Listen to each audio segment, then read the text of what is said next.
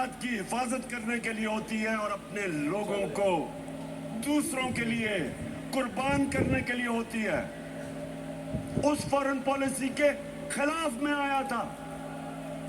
मैं ये नहीं चाहता था कि अमेरिका की जंग में मेरी कौम जाए और 80,000 मेरे लोग उस जंग के अंदर कुर्बान हो अमेरिका के लिए। मैं नहीं चाहता था कि अगर आप अमेरिका अफगानिस्तान में यहां से हमारे ऊपर से कोई कार्रवाई करे।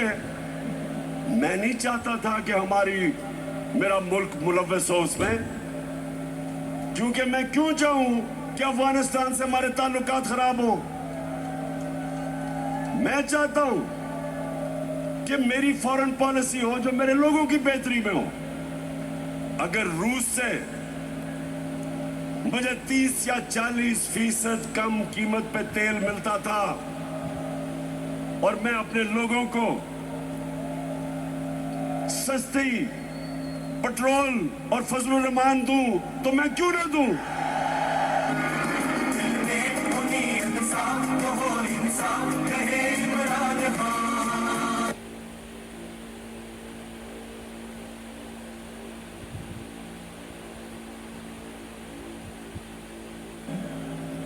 अगर हिंदुस्तान अमेरिका का स्ट्रेटेजिक एलाई वो रूस से तेल खरीद सकता है और अपने लोगों को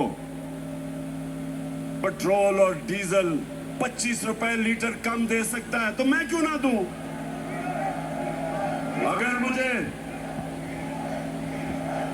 अगर मुझे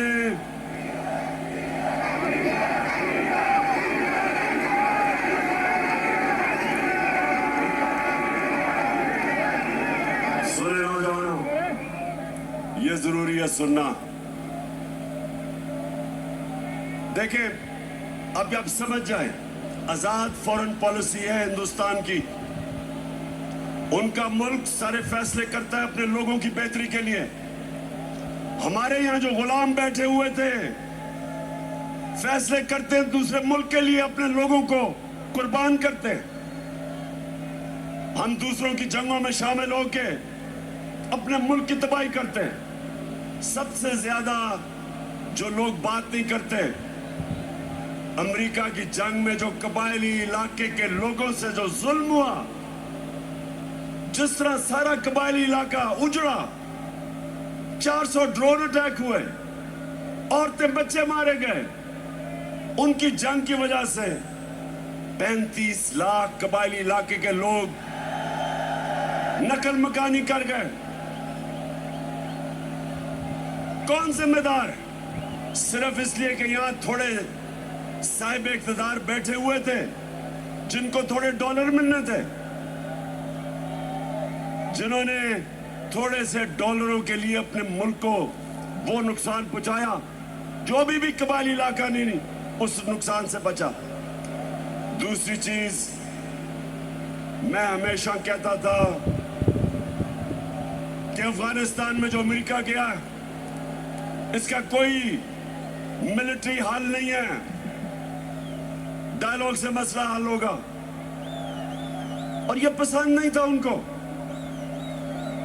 और आखिर में मैंने, जब वो अमेरिका वहां से गया तो उनके भी लोगों ने कहा कि जो मैं कहता था ठीक, लेकिन उनको पसंद नहीं है। उनको आदत पड़ी हुई थी शहबाज शरीफ जैसे गुलामों की और नवाज शरीफ जो सदर ओबामा के सामने पर्ची पढ़ के थैंक यू कहता था।